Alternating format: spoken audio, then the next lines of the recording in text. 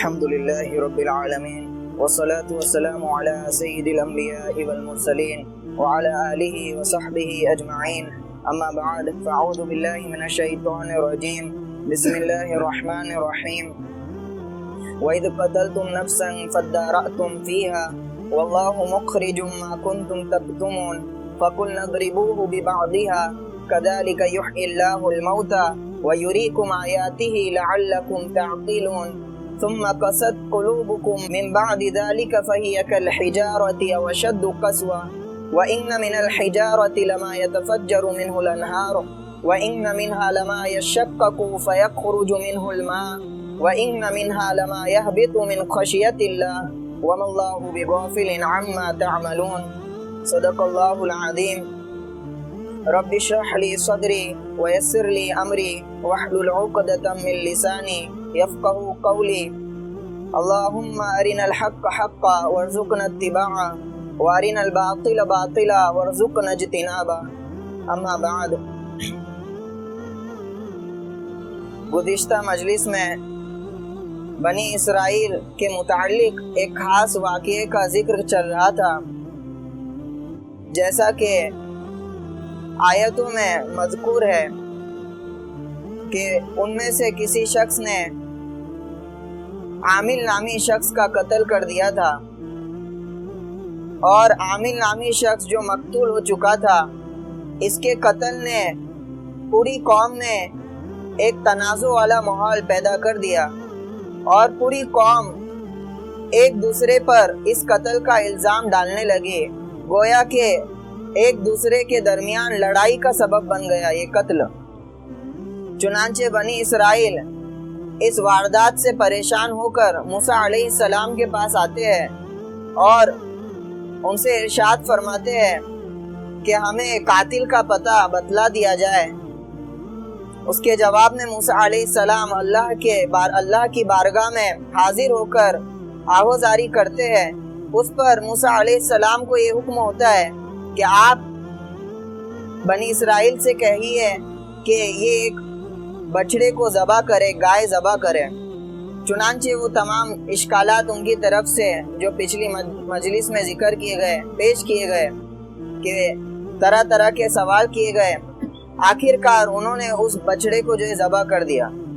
فَذَبَحُوهَا وَمَا كَادُوا يَفْعَلُونَ، اور انہوں نے اسے ذبح کر دیا جبکہ وہ ایسا کرتے معلوم نہیں ہو رہے تھے، یعنی ایسا معلوم نہیں ہو رہا تھا کہ وہ ایسا کر دے گے۔ چنانچہ اسی قصے کو یہاں پر جاری رکھا جا رہا ہے۔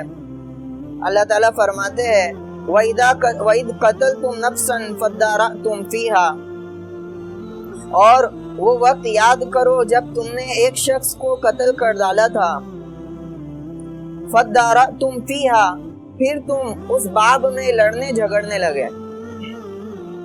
یہ وہی قصہ ہے جیسا کہ جمہور کا مذہب ہے۔ چنانچہ عبد الماجد دریابادی رحمۃ اللہ علیہ وہ کہتے ہیں کہ اس قصے کا ممکن ہے کہ یہ کوئی اور قصہ ہو جو بنی اسرائیل کی تاریخ میں بہت زیادہ مطالعے کے بعد معلوم ہو سکے۔ البتہ یہ ان کی رائے ہے، جمہور کا مذہب یہی ہے کہ یہ وہی قصہ ہے جس کو اللہ تعالیٰ یہاں پر ذکر کر رہے ہیں۔ فَدَّارَأْتُمْ فِيهَا، اور تم اس میں لڑنے جھگڑنے لگے تھے۔ درا یدرو آتا ہے دفع کرنا، ڈالنا، پھینکنا، یہ سارے معنی میں آتا ہے۔ فَدَّارَأْتُمْ فِيهَا کا مطلب یہ ہوگا کہ ایک دوسرے پر اس کا الزام تم آپس میں کیا کرنے لگے تھے؟ ڈالنے لگے تھے۔ یہ قوم کہہ رہی تھی کہ ہم نے جو ہے قتل نہیں کیا، اور فلاں پہ الزام لگا رہی تھی، اور مقابل والے ان پر الزام لگا رہے تھے، گویا کہ ایک تنازع جیسی صورت جو ہے قائم ہو گئی تھی۔ وَاللَّهُ مُخْرِجٌ مَا كُنْتُمْ تَكْتُمُونَ، اور اللہ کو وہ ظاہر کر دینا تھا جسے تم چھپا رہے تھے، لیکن اللہ کا ارادہ تھا کہ اسے ظاہر کر دے، اور اللہ ظاہر کرنے والا تھا۔ چنانچہ وہ تمام واردات ہوئی۔ اس کے متعلق مسیب بن رافع رحمۃ اللہ علیہ کا قول ہے، جو شخص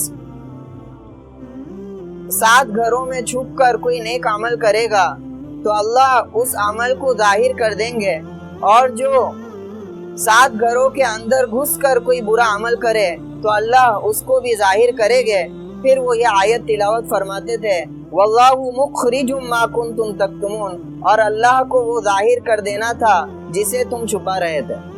اگر اللہ کسی چیز کو ظاہر کرنے پہ آ جائے تو ہم اسے لاکھ چھپائے، ہم چھپانے پر جو ہے عاجز ہے، اسے چھپا نہیں سکتے۔ چنانچہ یہ جرم کو وہ چھپا رہے تھے، لیکن اللہ تعالیٰ نے حکم دیا فَقُلْنَا اضْرِبُوهُ بِبَعْضِهَا، تو ہم نے کہا کہ اس میت پر اس گائے کا کوئی ٹکڑا مار دو، یعنی جو گائے ذبح کی گئی تھی انہیں حکم دیا کہ اس کے گوشت کو لے کر اس مردہ میت کے جو جسم سے مس کر دیا جائے، جس کا نام عامل بتایا گیا تھا، عامل نامی شخص تھا۔ چنانچہ ان لوگوں نے اسی طرح کیا، اور جیسے ہی اس گوشت کو جو ہے اس کے جسم سے مس کیا، اس کے اندر حیات جو ہے آ گئی اور وہ اٹھ کھڑا ہوا اور اس نے اپنے قاتل کا پتہ بدلا دیا۔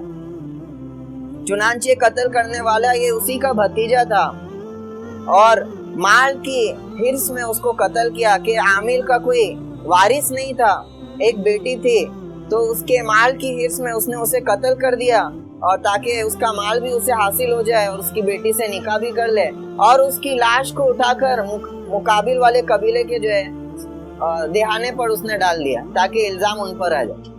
لیکن اللہ تعالیٰ نے اس کو ظاہر کر دیا كَذَلِكَ يُحْيِي اللَّهُ الْمَوْتَى وَيُرِيكُمْ آيَاتِهِ لَعَلَّكُمْ تَعْقِلُونَ،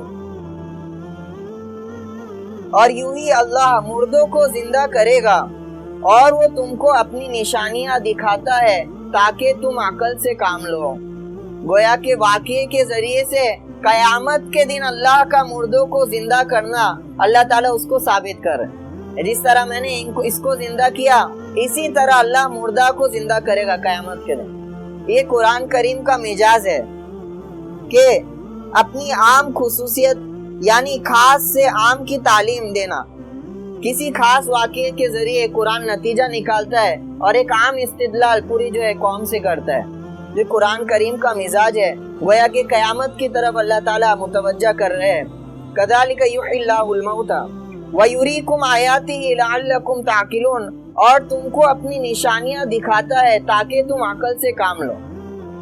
کہ اللہ تعالیٰ طرح طرح کی اپنی نشانیاں دکھاتے ہیں تاکہ مخلوق اس سے عبرت حاصل کرے اور اللہ تعالیٰ کی ذات اور ربوبیت کا اقرار کرے۔ ابو داؤد طیالسی کی حدیثوں میں ایک حدیث نقل کی جاتی ہے ابو رزین عقیلی رضی اللہ عنہ کی، کہ انہوں نے آپ صلی اللہ علیہ وسلم سے پوچھا کہ اللہ تعالیٰ قیامت کے دن مردوں کو کس طرح زندہ کرے گا؟ تو آپ صلی اللہ علیہ وسلم نے ارشاد فرمایا، جس کا مفہوم یہ ہے، کیا تم نے مردہ زمین کو نہیں دیکھا؟ کہ ایک بنجر زمین کو دیکھتے ہم کہ وہ بالکل اس میں کوئی جو ہے ہریالی کی کوئی نشان نہیں ہوتا ہے، کوئی نشو نما کا کوئی آثار نما نہیں ہوتے، لیکن اس پر جو ہے اچانک سے جو ہے ہریالی اگ آتی ہے اور جو زمین بنجر تھی وہ ہری بھری ہو جاتی ہے۔ آپ صلی اللہ علیہ وسلم نے فرمایا اسی طرح مخلوق کو زندہ کیا جائے گا۔ اسی طرح قرآن کی آیت ہے وَآيَةٌ لَهُمُ الْأَرْضُ الْمَيْتَةُ أَحْيَيْنَاهَا، اور اللہ تعالیٰ کی نشانیوں میں سے ان کے لیے مردہ زمین بھی ایک نشانی ہے، الارض المیتۃ وحییناها، جس کو ہم زندہ کر دیتے۔ کہ تم اس زمین کو دیکھ کر عبرت کیوں نہیں حاصل کرتے کہ جب آپ اس مردہ زمین کو زندہ کرنے پر قادر ہے تو پورے انسانیت کو بھی ہم اسی طرح قیامت کے دن زندہ کریں گے۔ تو اللہ تعالیٰ اس بعث کی جو ہے عقیدے کو جو ہے تائید کر رہا ہے، اس کو ثابت کر رہا ہے۔ البتہ ان لوگوں کا حال یہ تھا، بنی اسرائیل کے واقعات میں ابھی تک جتنے گزرے ہم دیکھ رہے کہ کثرت سے معجزے ظاہر ہوئے، اللہ تعالیٰ نے خلاف عقل چیزوں کو ان پر ظاہر کیا، لیکن یہ قوم انکار کرنے پر اتنی عادی ہو چکی تھی اور عادت پڑ چکی تھی کہ انکار کرتے کرتے یہ ان کے دل سخت ہو چکے تھے اور ہدایت کو قبول کرنے کے لائق نہیں ہو رہے۔ چنانچہ اسی کو اللہ تعالیٰ فرما رہے ثم قست قلوبکم من بعد ذلک، اس پر بھی تمہارے دل نرم نہ ہوئے، اس پر بھی تمہارے دل اور اس کے بعد بھی سخت ہی رہے۔ ثم قست قلوبکم من بعد ذلک فہی کالحجارہ، چنانچہ وہ پتھر کے مثل ہو گئے، او اشد قسوہ، بلکہ سختی میں ان سے بھی بڑھ کر چلے گئے۔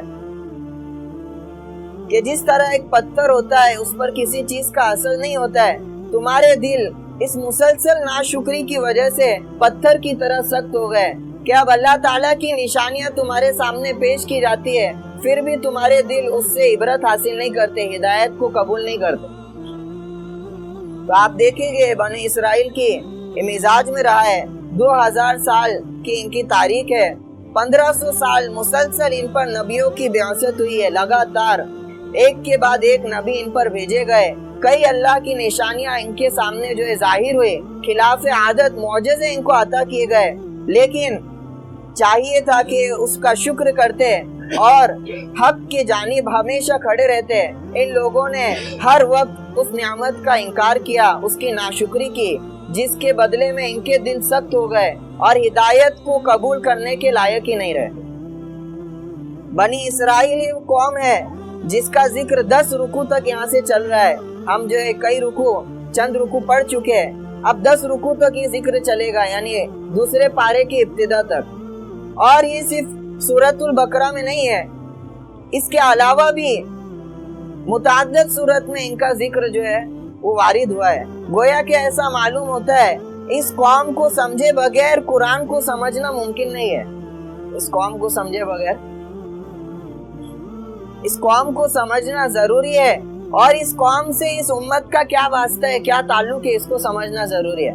یہ واقعات صرف ایک قصے کہانی کے طور پر نہیں بتلائے جا رہے ہیں۔ آپ صلی اللہ علیہ وسلم نے فرمایا کہ جس طرح بنی اسرائیل کے اوپر تمام احوال طاری ہوئے، اسی طرح میری اس امت پر بھی تمام احوال جو ہے طاری ہو گئے۔ یہ دونوں کی مثال ایسی ہے جیسے کہ چپل کی جوڑی ہوتی ہے، کہ ایک چپل دوسری چپل کی جو ہے جدا نہیں ہوتی ہے، وہ ایک دم یکساں ہوتی ہے۔ اسی طرح میری امت کی مثال بھی بنو اسرائیل کی طرح، کہ جو جرم کا ارتکاب ان لوگوں نے کیا اور اللہ نے اس کی پاداش میں جو ان پر سزا مسلط کی، اگر یہ امت بھی ان جرائم میں مبتلا ہوگی تو اللہ تعالیٰ ان کو بھی اسی سزا کے ساتھ جو ہے مبتلا کر دے۔ یہ عبرت کی چیز ہے جو ہمیں یہاں سے لینی ہے، کہ کس طرح مسلسل طور پر یہ انکار کرتے رہے تو ان کے دل سخت ہو چکے ہیں۔ ثم قست قلوبکم من بعد ذلک فہی کالحجارہ، پتھر کی طرح ہو گئے یا اس سے بھی زیادہ سخت ہو گئے۔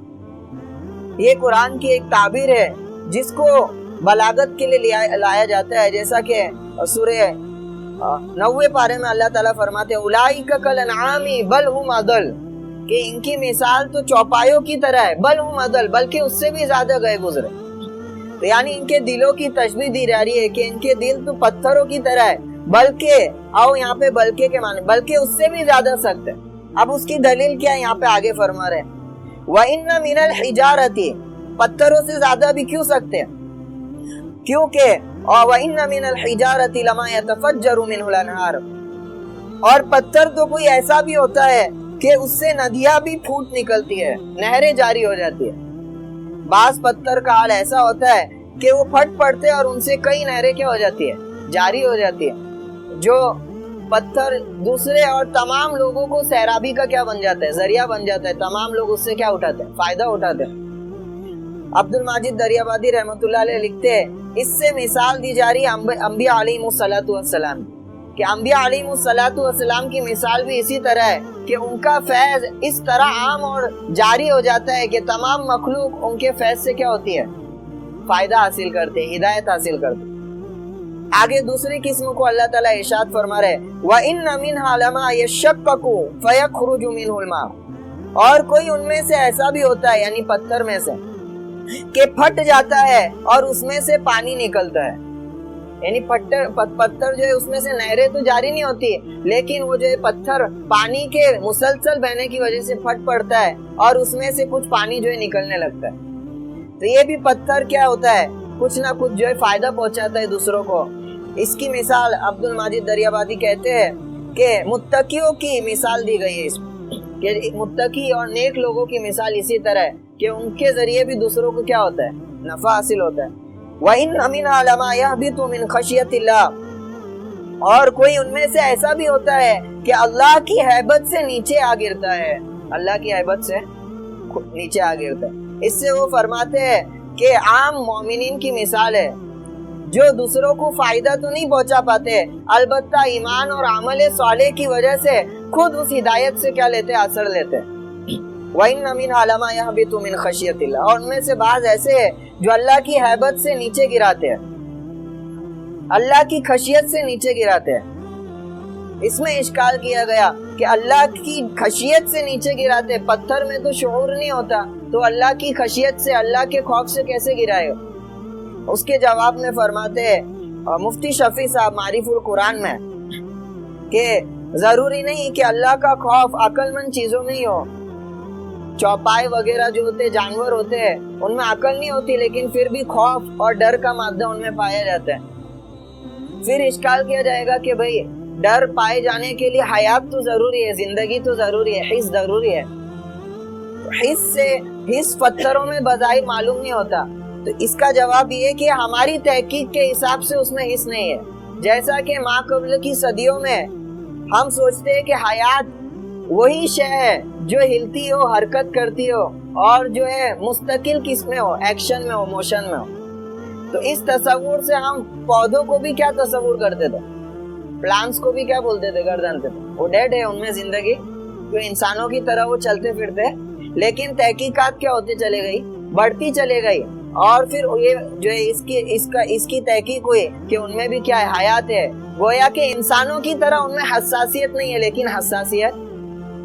اسی طرح جدید تحقیق بھی اس بات پر جو ہے شاہد ہے کہ کوئی بھی چیز بنی ہے وہ کس سے بنی ہے, ایٹم سے بنی ہے, میٹر سے بنی ہے, اور ہر میٹر موشن میں ہے. ہر میٹر, اگر آپ کی یہی تعریف صادق آتی ہے کہ جاندار چیز کیا ہوتی ہے, ہلتی ہے, تو ہر میٹر کسی نہ کسی درجے میں اس میں حیات کا کیا ہے, کوئی نہ کوئی شیبہ ہے. اسی کو اللہ تعالیٰ کی آیت بیان کر دی ہے وَإِن مِّن شَيْءٍ إِلَّا يُسَبِّحُ بِحَمْدِهِ وَلَكِن لَّا تَفْقَهُونَ تَسْبِيحَهُ, کہ کائنات میں کوئی چیز ایسی نہیں ہے جو اس کی تسبیح بیان نہ کرتی ہو.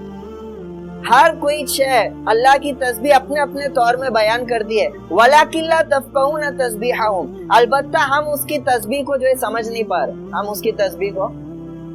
تو گویا کہ ہر چیز میں تھوڑی بہت ادراک ہے.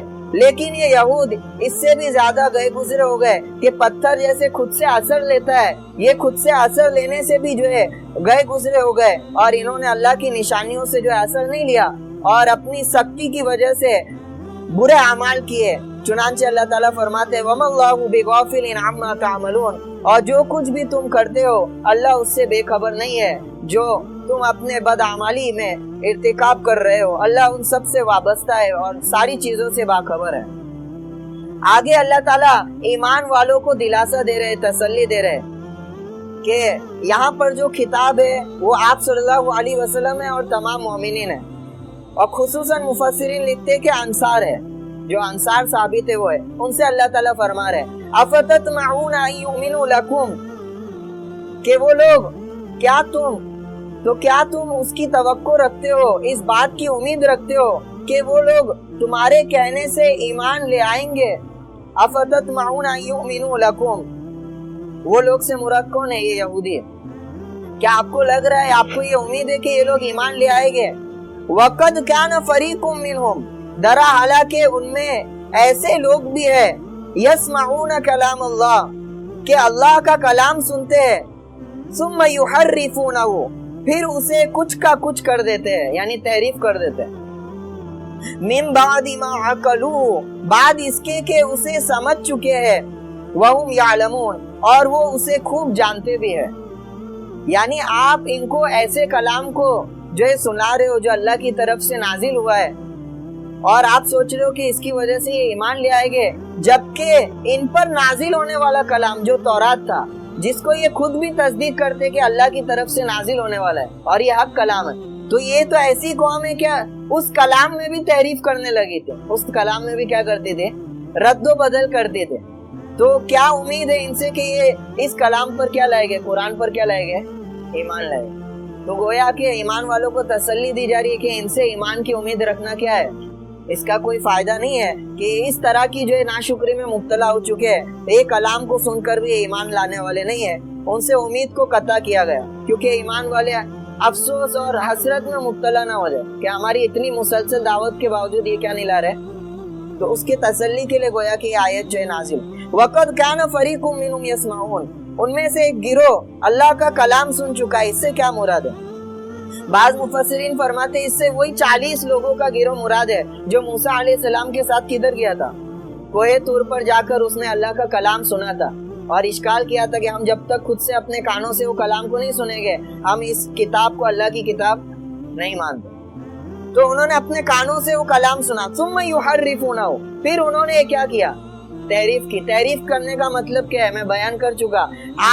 आकर उन्होंने बनी इसराइल से ये कहा कि अल्लाह ताला का कलाम है, गोया अलबत्ता अल्लाह ताला ये फरमा रहे कि जितना हो सके अमल करो और जो नहीं करोगे अल्लाह माफ कर देगा।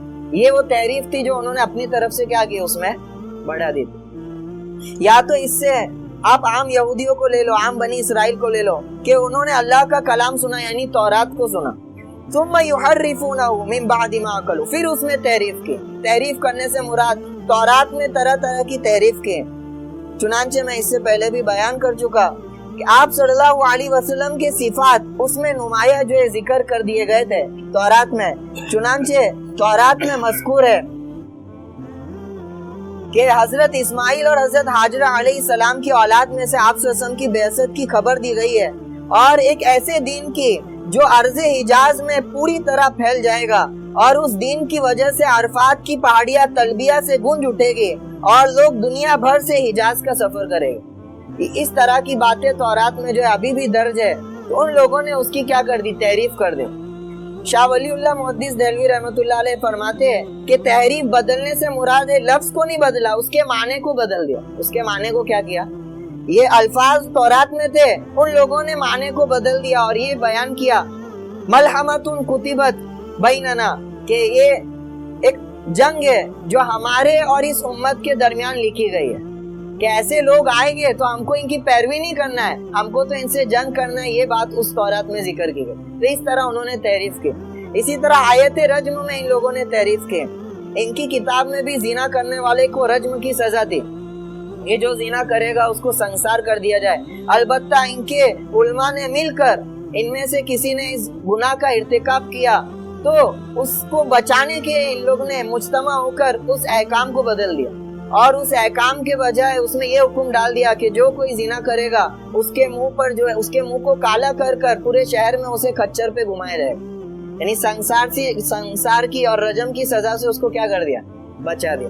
तो इस तरह की तहरीफ करते थे, तो आप कैसे उम्मीद रखते हो कि आप अल्लाह का कलाम सुनकर इस पर क्या लाएंगे, ईमान लाएंगे। वइज़ा लकुल लज़ीना आमनू क़ालू आमन्ना, और जब वो उनसे मिलते हैं जो ईमान ला चुके हैं तो कहते हैं आमन्ना कि हम भी ईमान ले आए। ये अल्लाह ताला उन यहूदियों का जिक्र कर रहे हैं जो मदीना में मुनाफिकों में से थे, यानी यहूद मुनाफिकीन जो आप सल्लल्लाहु अलैहि वसल्लम के पास आकर जो ईमान का दावा करते थे, ईमान वालों के पास आकर ईमान का दावा करते थे कि हम ईमान ले आए, क़ालू आमन्ना।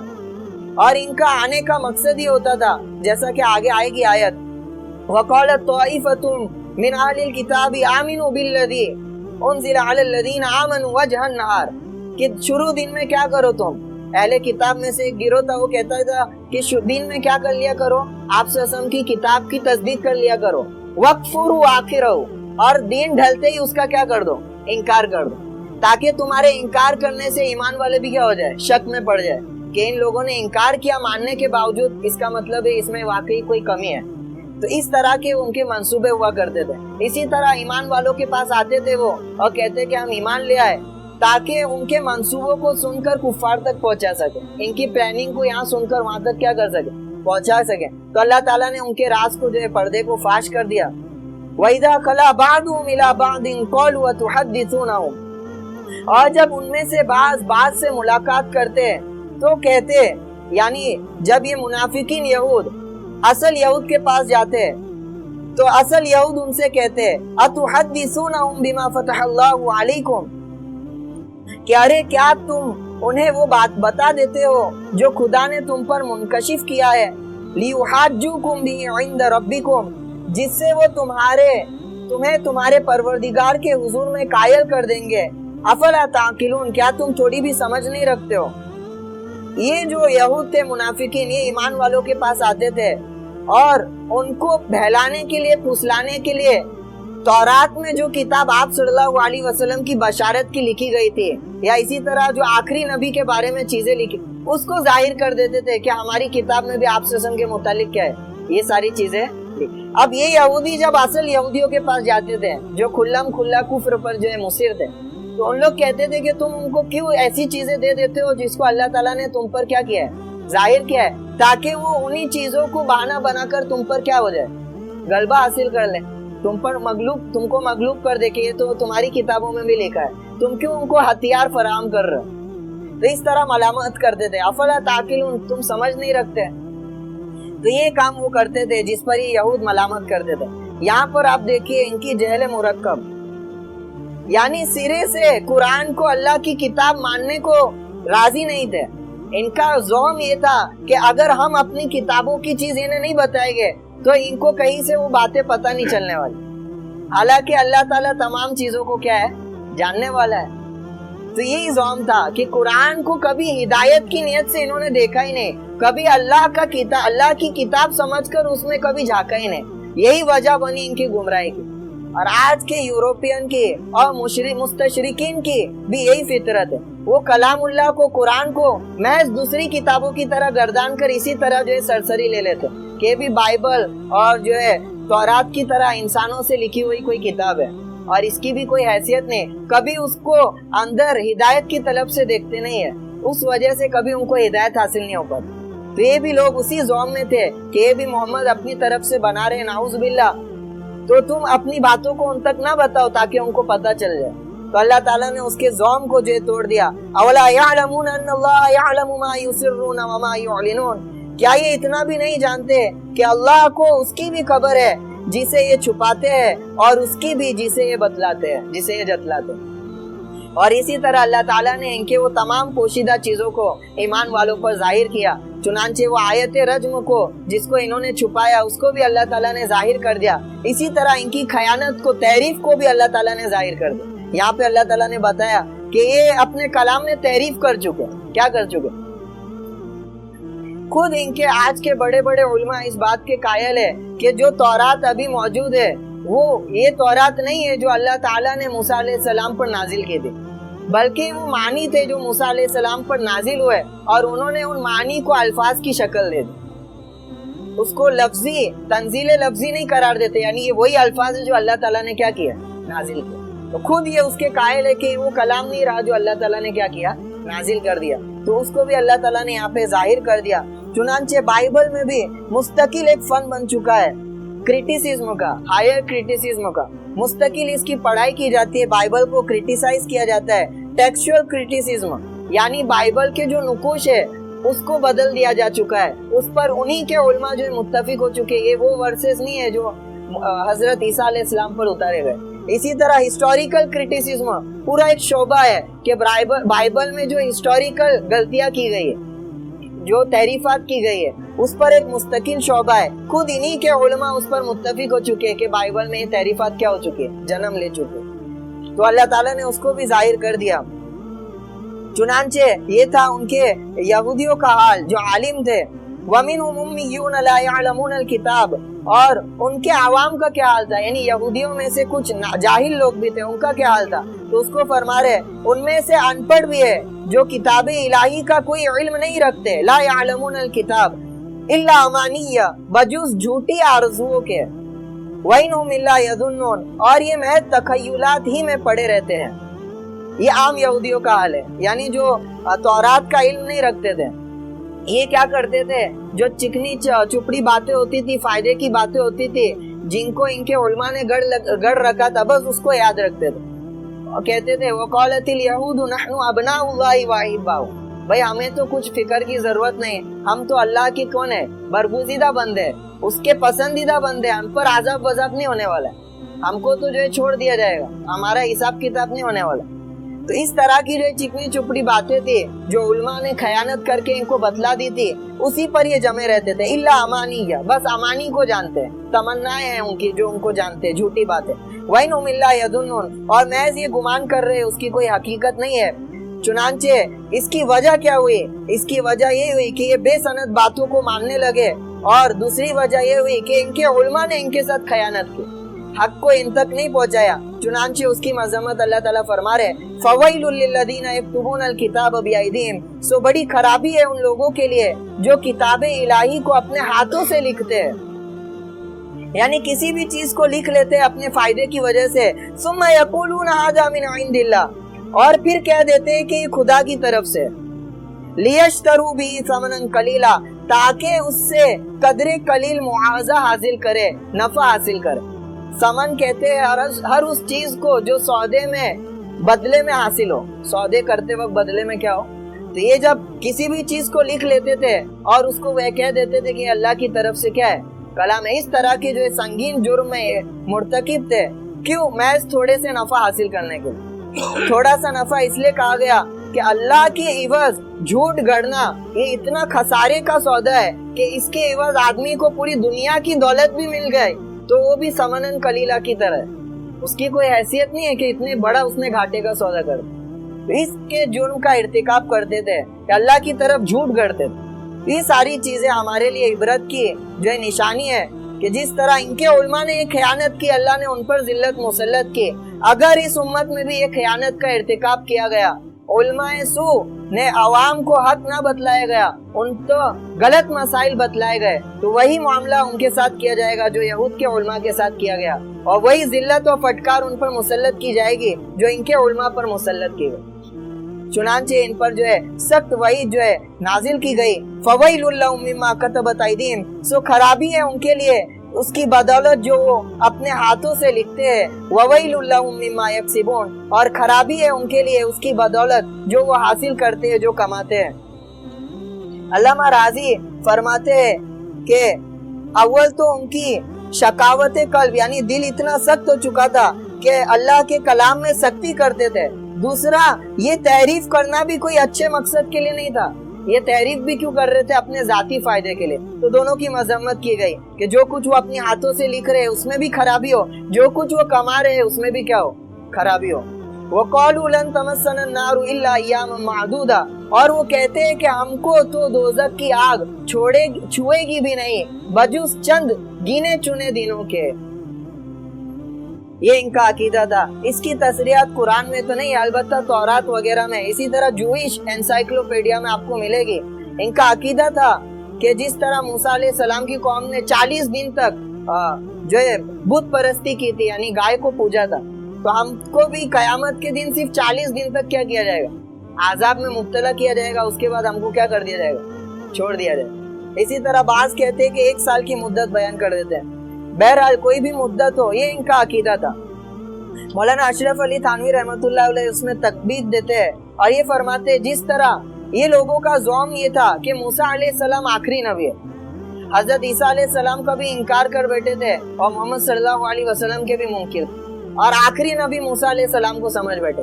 تو جس طرح ہمارا عقیدہ ہے کہ آپ صلی اللہ علیہ وسلم کیا ہے, آخری نبی ہے, آدمی کتنا بھی گنہگار ہو جائے لیکن ایمان لانے کی وجہ سے, حضور کے اقرار کرنے کی وجہ سے ایک نہ ایک دن اس کو جہنم سے نکال کر کہاں ڈال دیا جائے گا. اس طرح یہ زعم کر رہے تھے اپنی شریعت کے لیے کہ موسیٰ علیہ السلام کی شریعت کیا ہے, آخری شریعت ہے. حالانکہ ان کی کتابوں میں ایک اور نبی کی خبر دے دی گئی لیکن انہوں نے اس کا انکار کر دیا گیا, تو ان کو ایمان والا نہیں سمجھا جائے گا, ان کو کافر سمجھا جائے گا. ان کو کیا سمجھا جائے گا؟ جیسا کہ وہ آیت میں ابھی گزرا تھا, ان الذین آمنوا والذین ہادوا والنصارى والصابئین, ایمان والے ہو, یہودی ہو, نصارہ ہو, صابی ہو, جو کوئی اللہ پر اس کی آمن باللہ والیوم الاخر اور آخرت کے دن پر ایمان لائے گا, اس کو کیا ملے گا, عمل ہے, اس کو اجر ملے گا اس کا.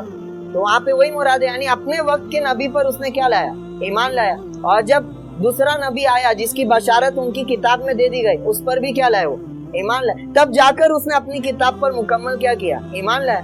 اگر اس نے اس آنے والے نبی کا انکار کر دیا تو گویا کہ انکار کی وجہ سے کیا بن جائے گا, وہ کافر بن جائے. تو یہ زعم میں مبتلا تھے. اللہ تعالیٰ ان سے پوچھ رہے, قل اتخذتم عند اللہ عہدا, آپ کہیے کیا تم اللہ کے ہاں سے کوئی وعدہ پا چکے ہو. اتخذتم عند اللہ عہدا فلن یخلف اللہ عہدا, جو اللہ اب اپنے وعدے کے خلاف نہ کرے گا. یہ تم کہہ رہے ہو کہ ہم کو تھوڑی دیر کے لیے جہنم میں جو ڈالا جائے گا, کیا اللہ نے تم سے اس طرح کا کوئی وعدہ کیا ہے کہ اللہ تمہاری خلاف ورزی نہیں کرے گا. ام یقولون علی اللہ ما لا تعلمون, یا تم ایسی بات کہہ رہے ہو اللہ تعالیٰ پر جسے تم نہیں جانتے، یعنی جھوٹ گڑھ رہے ہو۔ تو یہ محض ان کی افترا پردازی تھی۔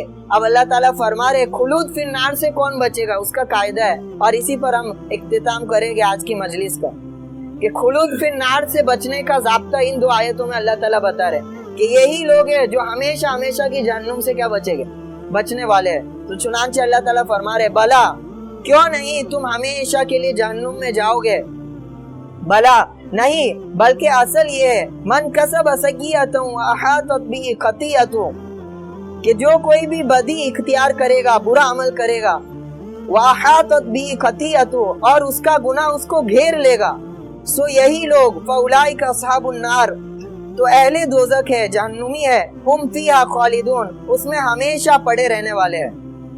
برائی اختیار کرے گا یعنی شرک اختیار کرے گا، واحاطت بہ خطیئۃ، اور اس کے یہ شرک کیا کرے گا، اس کو گناہوں سے گھیر لے گا۔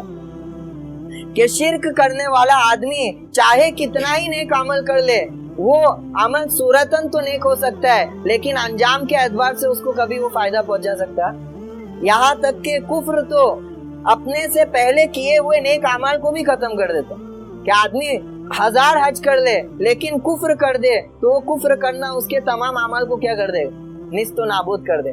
تو یہاں پہ انہی لوگوں کا ذکر ہے کہ جو کفر کا ارتکاب کر بیٹھا اور اس کے کفر نے اس کو گھیر لیا، اب اس کفر سے نکلنے کو تیار نہیں، تو یہ وہ لوگ ہیں جو خلود فی النار چکے گئے، ہمیشہ ہمیشہ کا جہنم میں جانے والے یہی لوگ ہیں، ہم فیہا خالدون، اس میں ہمیشہ رہے گا۔ خالد کہتے ہیں لمبی مدت تک رہنا، قرآن میں جہاں بھی خالدون آتا ہے اس کا مطلب یہ ہوتا ہے ہمیشہ کے لیے رہنا، کیونکہ ابدا کا لفظ بھی اس کے ساتھ آتا ہے، یعنی ہمیشہ ہمیشہ۔ والذین، اور ہمیشہ ہمیشہ جنت میں کون رہنے والے ہیں، تو اس کا بھی قاعدہ ارشاد فرما دیا والذین آمنوا وعملوا الصالحات اولئک اصحاب الجنہ، اور جو لوگ ایمان لائے اور نیک عمل کرے تو یہی لوگ اہل جنتی ہے، اہل جنت میں سے ہے، اس میں ہمیشہ رہنے والے ہیں، ہم فیہا خالدون۔ کہ خلود فی الجنت کا قاعدہ یہی ہے کہ جو ایمان لائے یعنی اپنے اعتقاد کو بھی صحیح کرے، ایمان میں بھی، ایمان کی کسوٹی پر بھی پورا طریقے سے اترے، اور عمل صالح کو بھی اپنے ساتھ لازم کرے، تو ایسے لوگ ہیں جن کو خلود فی الجنت نصیب ہوئے گی، یعنی ہمیشہ ہمیشہ کی بہشت ان کے حق میں آنے والی۔ تو یہ قاعدہ اللہ تعالیٰ نے کلیہ بیان کر دیا۔ اللہ تعالیٰ جو کچھ ہم نے کہا ہے سنا ہے اس پر عمل کرنے کی توفیق نصیب فرمائے، ہمیشہ کی جنت کا ہم سب کو مستحق بنائے۔ آمین آمین، وآخر دعوانا الحمدللہ رب العالمین۔ اللهم صل على محمد صلی اللہ علیہ وسلم، جزا اللہ عنا محمد ما هو علیہ صلی اللہ علیہ وسلم، لا الہ الا انت سبحانک انا كنا من الظالمین، اللهم انت الصمد الذي لم يلد ولم يولد ولم يكن له كفوا احد، اللهم انت فاطر السماوات والارض، انت ولينا في الدنيا والآخرة، توفنا مسلمین والحقنا بالصالحین۔